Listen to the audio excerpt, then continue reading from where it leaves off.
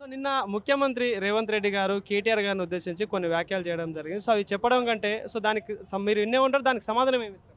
ఇప్పుడు అధికారంలోకి వచ్చి 22 నెలలు అవుతుంది. 22 నెలల నుంచి వెళ్ళి మున్సిపల్ శాఖ మంత్రిగా ఉన్న చెత్త ఎదవ ఎవడు?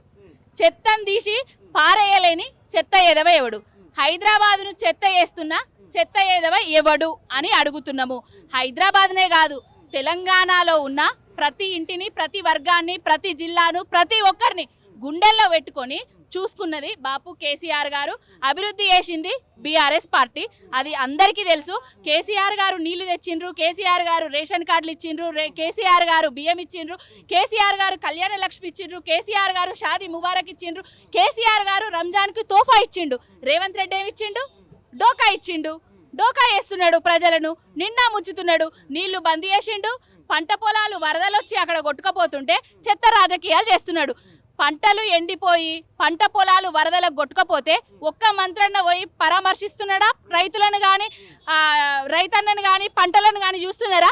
వాళ్లకు ఓట్లు కావాలి, వాళ్లకు సీట్లు కావాలి. జూబ్లీ హిల్స్లా పొద్దున్న నుంచి రాత్రి దాకా ఇక్కడనే పడేడతారు తప్ప వాళ్ళ నియోజకవర్గాలను వదిలేసిర్రు, పాలనను గాలికి వదిలేసిర్రు.